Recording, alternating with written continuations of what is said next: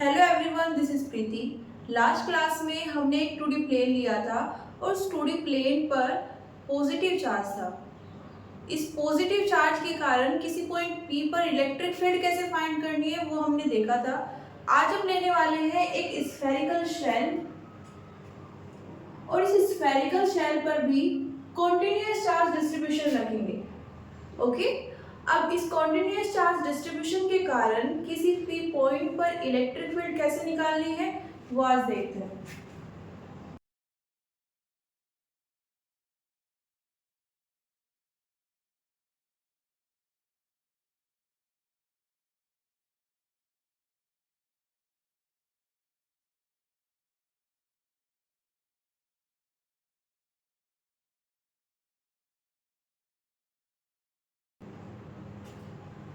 क्या करना है, एक थिन स्फेरिकल शेल लेनी है और उस पर कैसा चार्ज होना चाहिए, यूनिफॉर्मली डिस्ट्रीब्यूटेड चार्ज होना चाहिए।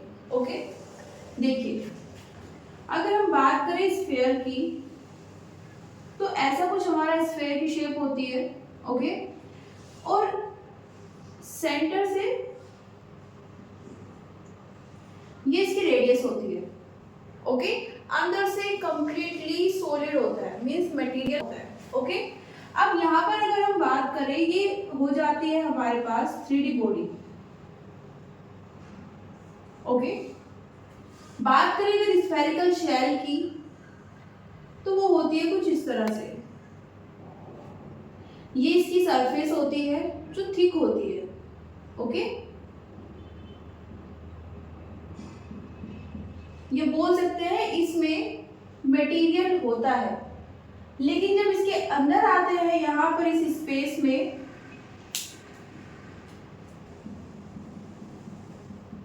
हमारे पास कोई भी मटेरियल नहीं होगा, ये वैकेंट होती है, एम्प्टी। ओके, यहाँ कोई मटेरियल नहीं होगा। मटेरियल कहाँ होता है, यहाँ पर इस वाले स्पेस में।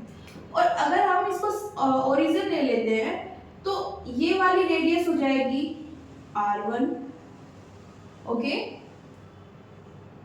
और ये वाली रेडियस हो जाएगी R2, जहां पर R2 R1 से बड़ी है।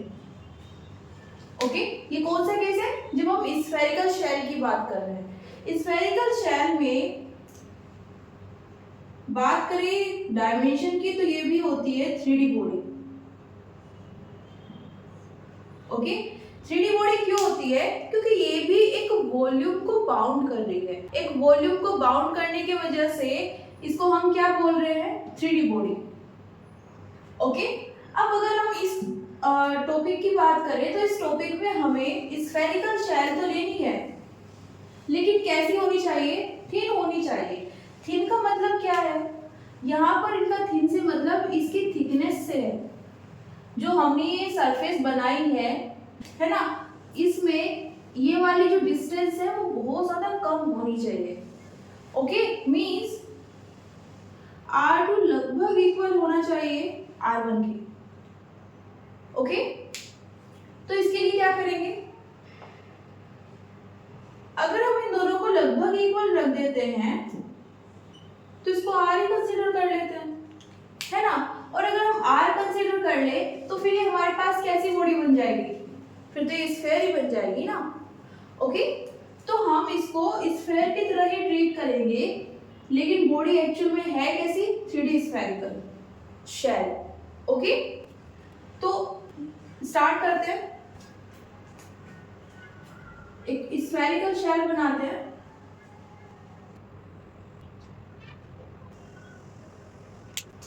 अब देखिए हम इसको R कंसीडर कर रहे हैं। ओके, और ये है इसका सेंटर। हमने क्या लिया है यहाँ पर, स्फेरिकल शेल।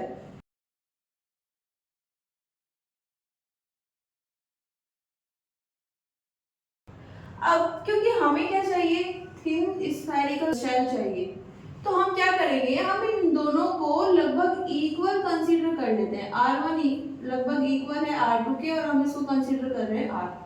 देखो, ड्रॉ तो हमें वैसे ही करना है जैसे हम स्फेरिकल शेल करते हैं। थिन के लिए क्या कंसीडर कर लेंगे, ये जो दो अलग अलग रेडियस है इनको हम एक ही मान लेंगे। ओके, लगभग इक्वल है। तो हमने इसको आर ले लिया है और ये अंदर वाले भी लगभग इक्वल है, तो ये भी आ रही है। ओके, आगे हमें क्या दिया है, यूनिफॉर्मली चार्ज है। ओके, तो हम यहाँ पर चार्ज ले लेते हैं।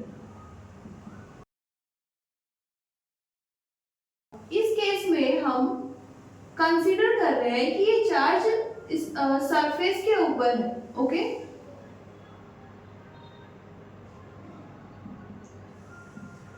On the surface.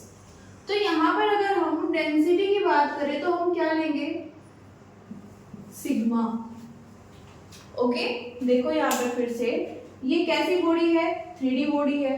ओके, हमने इस चार्ज को कहाँ पर कंसीडर किया है, सरफेस पर। ओके, तो सरफेस पर है, तो हम अगर चार्ज जानना चाहते हैं एक्चुअली में कितना है, तो हमें क्या, कौन सी डेंसिटी यूज करनी है, हमें सरफेस चार्ज डेंसिटी को कंसीडर करना है। वहीं अगर ये इनसाइड आ जाता है ये वाला चार्ज, तो फिर ये हम कैसे कंसीडर करेंगे, रो से, वॉल्यूम चार्ज डेंसिटी से। ओके, तो बेसिकली हमें करना क्या है, ये हमारे पास एक पी पॉइंट है। Okay,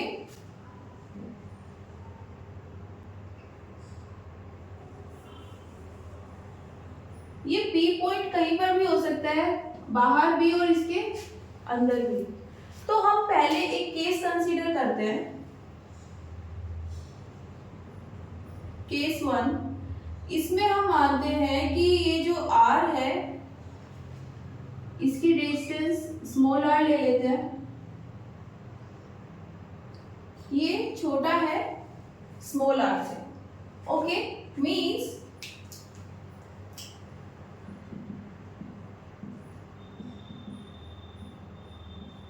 point P is outside the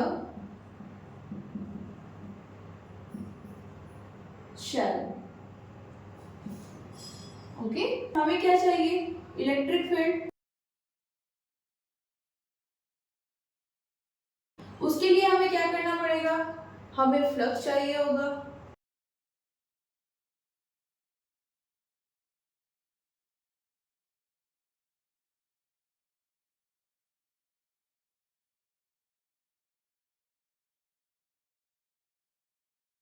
और फ्लक्स के लिए हमें गॉस लॉ यूज करना पड़ेगा, और गॉस लॉ में फिर से हमारे पास क्या होनी चाहिए, गॉसियन सरफेस।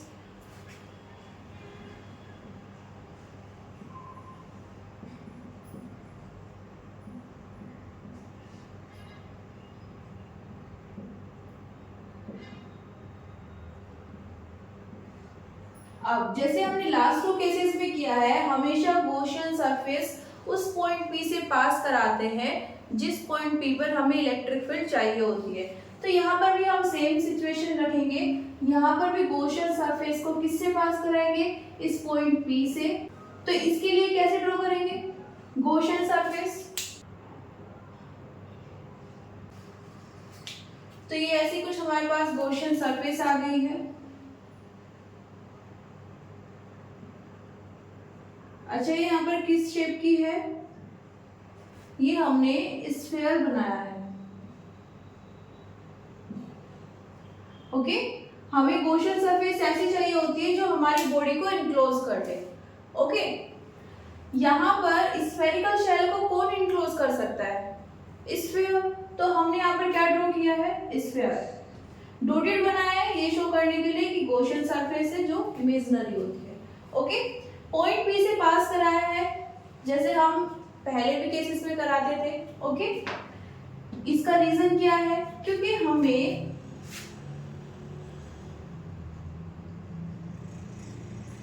सिमेट्री मिल जाती है। सिमेट्री कैसे मिलती है, इस P पॉइंट की सेंटर से डिस्टेंस कितनी है, r है। अब हमने क्या ली है, एक स्फीयर बनाया है। अब इस स्फीयर पर आप कोई भी पॉइंट ले लीजिए, मींस इस P पॉइंट को कहीं पर भी कंसीडर कर लीजिए, डिस्टेंस सेंटर से क्या रहने वाली है, सेम रहने वाली है। और इससे क्या होगा, अगेन हमारे पास जो इलेक्ट्रिक फील्ड है एज अ मैग्नीट्यूड वो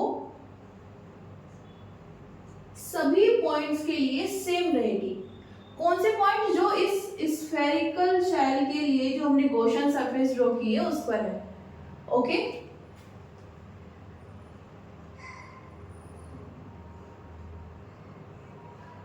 कुछ इस तरह की यहाँ पर सिचुएशन बन जाती है। ओके, ये हमारे पास क्या है? सोर्स है और इससे r डिस्टेंस पर हमारे पास P पॉइंट है। ओके, तो फर्स्टली क्या निकालेंगे? Flux passing through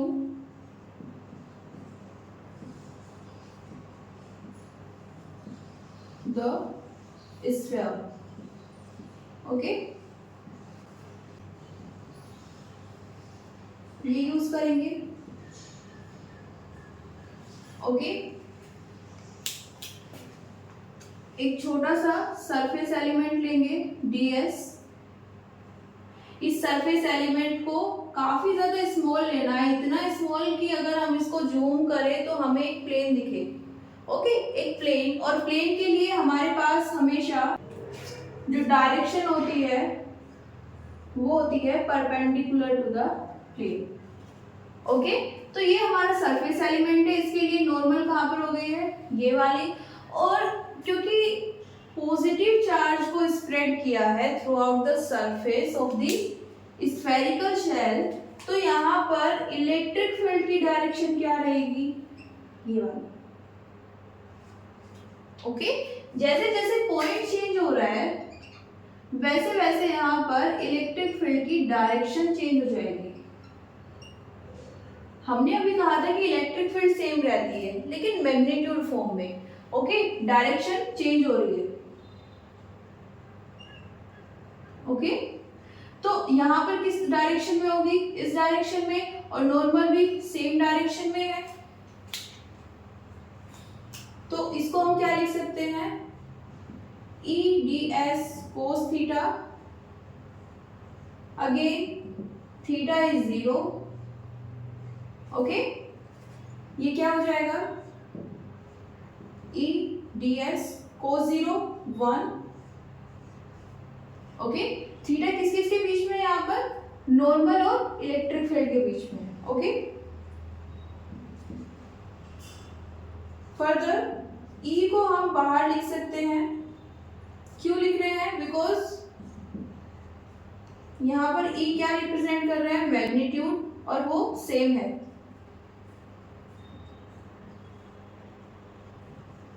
For each point on the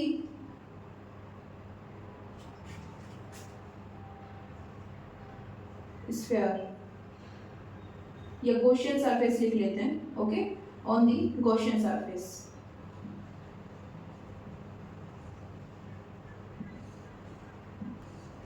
तो हमें क्या चाहिए? हमें नेट सरफेस एरिया चाहिए।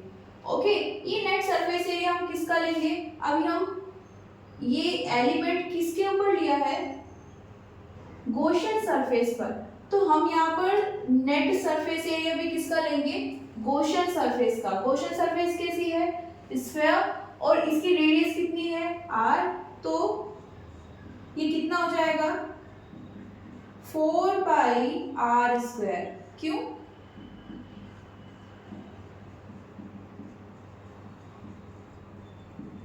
Area of sphere. ओके, यही होता है ना। स्मॉल r भी लिया है क्योंकि जो गॉसियन सरफेस है उसकी रेडियस कितनी है? r है। तो यहाँ से हमारे पास एक इक्वेशन आ जाती है।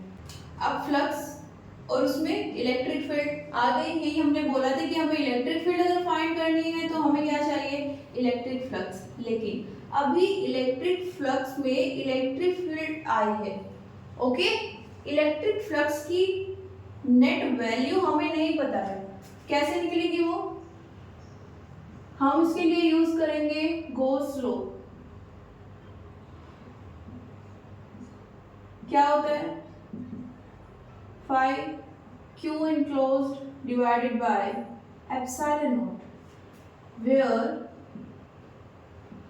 Q enclosed equals to net bound या फिर enclosed charge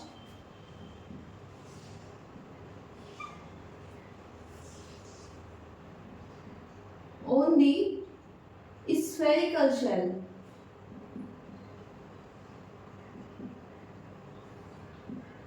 and bound by the Gaussian surface. Okay हमें यहाँ पर कौन सा चार्ज लेना है? क्यू इनक्लोज्ड जो स्फेरिकल शेल के ऊपर है, ओके स्फेरिकल शेल की सरफेस पर है और जिसको गॉसियन सरफेस ने बाउंड कर दिया है। ओके अब देखो गॉसियन सरफेस ने तो इसको पूरी तरह से इनक्लोज किया हुआ है, पूरी स्फेरिकल शेल को, मींस स्फेरिकल शेल पर जितना भी चार्ज है वो कंप्लीटली क्या हो गया है? इनक्लोज हो गया है। तो हमें क्या निकालना है? हमें क्यू इनक्लोज निकालना है जो कहां पर है? इस स्फेरिकल शेल पर है। ओके तो हम डेंसिटी यूज करेंगे।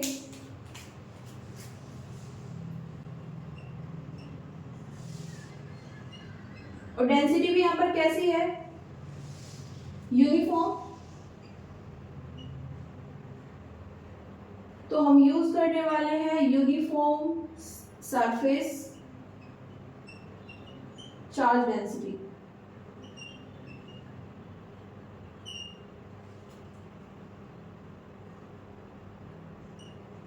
क्या हो जाएगी? Sigma net charge, okay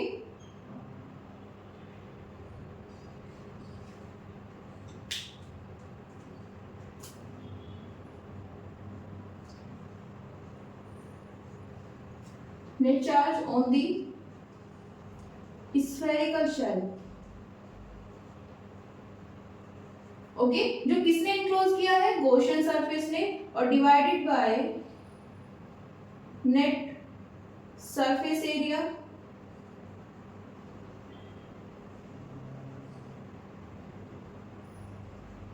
enclosed by Gaussian surface. ओके ये कौन सा एरिया है? जिस पर चार्ज है, जिस पर चार्ज प्रेजेंट है। हम यहाँ पर एक्चुअली में ये क्या होता है? Sigma equals to d q by d A. Okay छोटा सा एरिया लेना है और छोटे से एरिया पर जितना चार्ज है वो लेना है। तो अगर हम यहाँ पर बोल रहे हैं कि यहाँ पर नेट चार्ज हम देखना चाहते हैं किस पर? स्फेरिकल शेल पर, तो हम नेट एरिया भी किसका लेंगे? स्फेरिकल शेल का। ये चार्ज कहाँ होना चाहिए? Enclose by the Gaussian surface. तो एरिया भी कहाँ होना चाहिए? Enclose by the Gaussian surface. Okay तो क्या लिख सकते हैं इसको? Sigma equals to net charge को लिख लेते हैं q enclosed divided by net surface area. किसका लेना है इस बार? आर रेडियस की स्फेरिकल शेल का। ओके कितना हो जाएगा? तो यहां से किसकी वैल्यू निकालते हैं? क्यू इनक्लोज्ड कितना आ जाएगा? 4 पाई आर स्क्वायर। इसको पुट करते हैं इक्वेशन नंबर 2 में।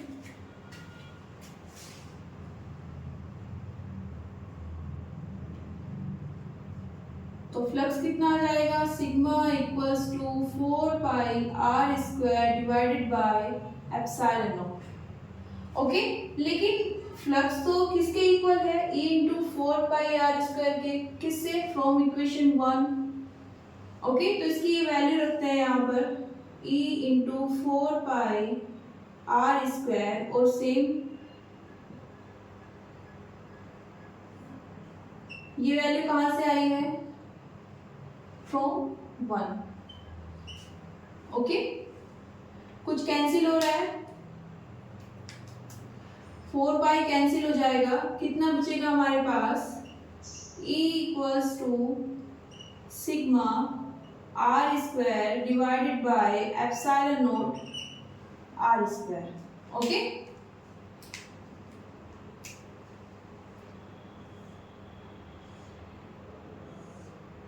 ये आ गई है हमारे पास electric field at a point outside the spherical shell.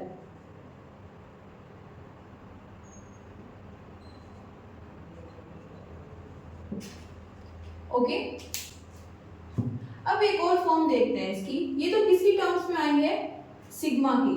Suppose हमें नेट चार्ज पता है, ओके, डेंसिटी हम कब यूज करते हैं? जब हमें ये तो पता है कि पॉजिटिव या नेगेटिव चार्ज डिस्ट्रीब्यूट है, लेकिन ये नहीं पता है कि कितना चार्ज डिस्ट्रीब्यूट हुआ है।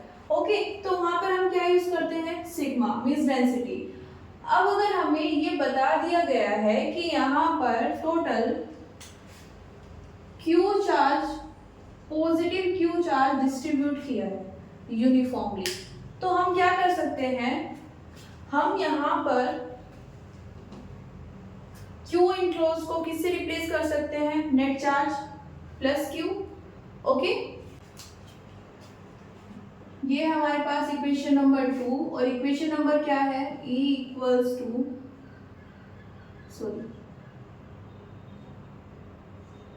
पाई equals to E into 4 pi r square. Okay, ये है इक्वेशन नंबर 1। इसको क्या रखेंगे? यहाँ पर capital Q divided by epsilon not, क्योंकि हमने ये कंसीडर किया है कि हमारे पास नेट पॉजिटिव चार्ज कितना है? कैपिटल Q, जो गॉसियन सरफेस ने बाउंड किया है। तो इसकी वैल्यू रखते हैं इक्वेशन नंबर 1 में। कितना हो जाएगा? Q by epsilon naught equals to E into 4 pi r square. Okay, यहाँ से इलेक्ट्रिक फील्ड की वैल्यू निकालें तो कितनी आ जाएगी? Q by 4 pi epsilon naught are square. यहाँ पर 1 बाय 4 पाई एप्सिलॉन नॉट को क्या लिख सकते हैं? K। तो ये क्या बन जाएगा? E equals to k q by r square. Okay, ये फील्ड कहाँ पर आई है? Same electric field at a point outside the spherical shell. लेकिन किसके सिमिलर है ये? Electric field at a point P due to a source capital Q at distance R। कुछ ऐसा डायग्राम हम ड्रॉ करते थे। ये हमारे पास कैपिटल Q चार्ज है इस पॉइंट पर, और ये हमारा पास एक P पॉइंट है जिस पर हमें इलेक्ट्रिक फील्ड चाहिए, और ये डिस्टेंस R है। जब हमने इलेक्ट्रिक फील्ड एक्चुअली में होती क्या है ये जाना था, तब हमने इस सिचुएशन से ये फॉर्मूला डेराइव किया था। अगर आपके पास कोई स्फीयर है या फिर स्फेरिकल शेल है जिसके ऊपर कितना चार्ज डिस्ट्रीब्यूट किया है ये आप जानते हैं, ओके, तो उसके आउटसाइड किसी पॉइंट पर अगर आपको इलेक्ट्रिक फील्ड चाहिए तो आप ये लगाने की जरूरत नहीं है, सीधा इससे फाइंड कर सकते हैं, ओके। बट अगर आपको क्यू नहीं पता है, सिग्मा पता है, तो आप सीधा सीधा इसको अप्लाई कर सकते हैं, ओके। तो ये हमारे पास दो फॉर्म्स आ गई है इलेक्ट्रिक फील्ड की, कहाँ पर? आउटसाइड पॉइंट पी पर, ओके। ये था हमारा केस नंबर 1। अब केस नंबर 2 कंसीडर करते हैं कि हमारे पास जो पॉइंट P है वो कहाँ पर है? इस शेल के ऊपर है, मींस उसकी डिस्टेंस सेंटर से वही है जो स्फेरिकल शेल की रेडियस है, ओके। तो इस बार पॉइंट P कहाँ है? इस सरफेस पर, और ये हमारी रेडियस है, मींस R किसके इक्वल हो गई है? P के। इसको यूज करते हैं, यहाँ पर क्या रख देंगे? R equals to small r। तो इलेक्ट्रिक फील्ड कितनी आ जाएगी हमारे पास?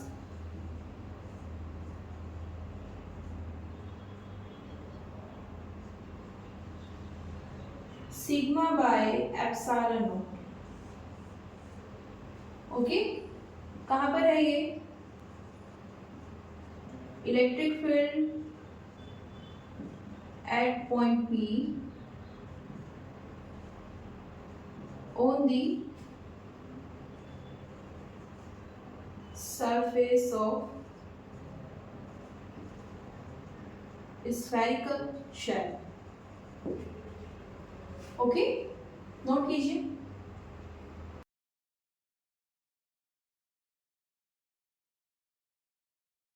केस थर्ड, जो हमारा पॉइंट P है उसकी डिस्टेंस सेंटर से R है। इस बार इस पॉइंट को हम कहाँ रखने वाले हैं? Inside the spherical shell. उस केस में ये जो रेडियस R है, कैपिटल R, ये ग्रेटर देन हो जाएगी स्मॉल r से। ये हम एक पॉइंट P ले लेते हैं। ओके, कहाँ पर है ये? Inside the surface. इसी P पॉइंट से पास होने वाली इस बार गॉसियन सरफेस ड्रॉ करेंगे। एक नया स्फीयर, रेडियस कितनी है? स्मॉल r, लेकिन कहां पर है इस बार? स्फेरिकल शेल के अंदर। ओके, क्या करते हैं? हमें क्या चाहिए? Net flux. अगेन क्या अप्लाई करेंगे? E dot ds। इसको क्या लिख सकते हैं? E ds cos theta. Okay, यहाँ पर E अगेन कैसा हो जाएगा? सेम रहेगा। इस सरफेस पर R रेडियस के इस स्फीयर पर जितने भी पॉइंट होंगे उन सब के लिए इलेक्ट्रिक फील्ड सेम रहेगी, क्योंकि डिस्टेंस सबकी सेंटर से कितनी है? सेम है। ओके, इसको इक्वेशन नंबर 1 करते हैं अभी। फ्रॉम द गॉस लॉ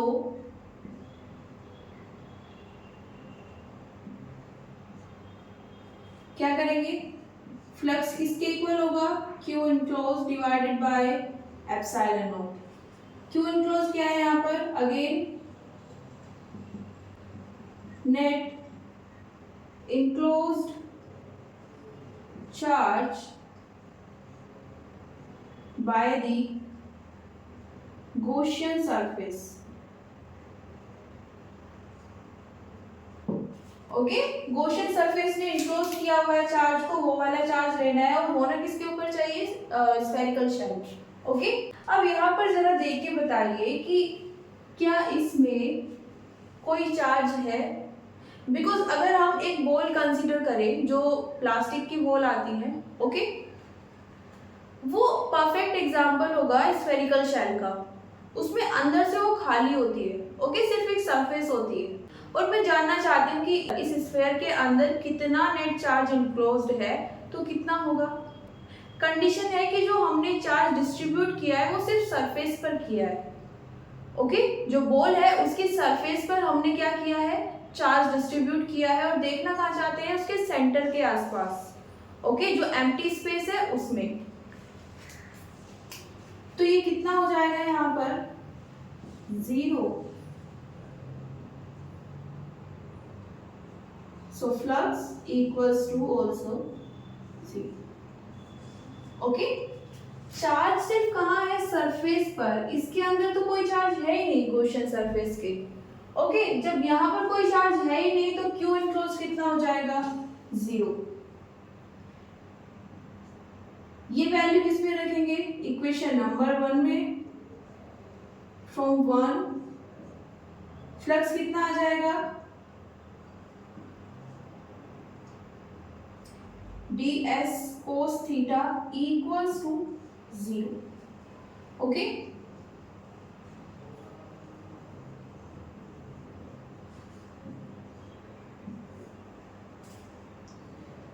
ये पूरा किसमें है?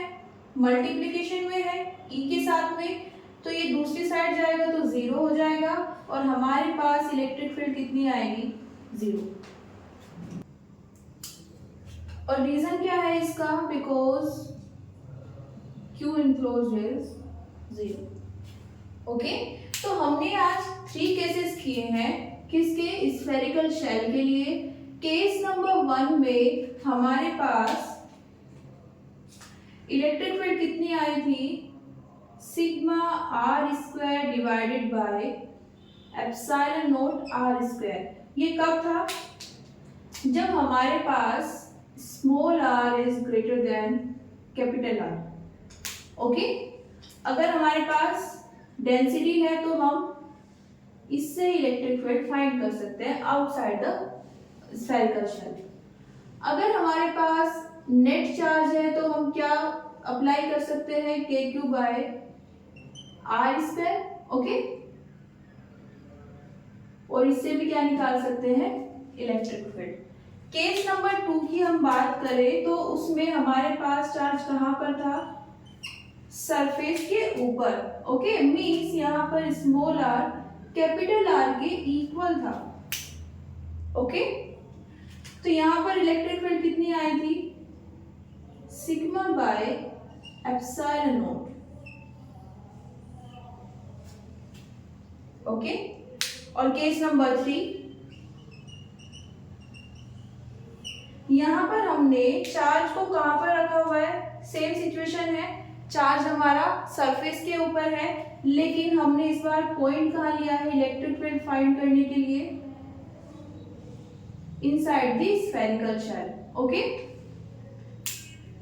और क्योंकि inside the spherical shell there is no charge, यहाँ पर कोई चार्ज नहीं है, तो इलेक्ट्रिक फील्ड कितनी आ जाएगी?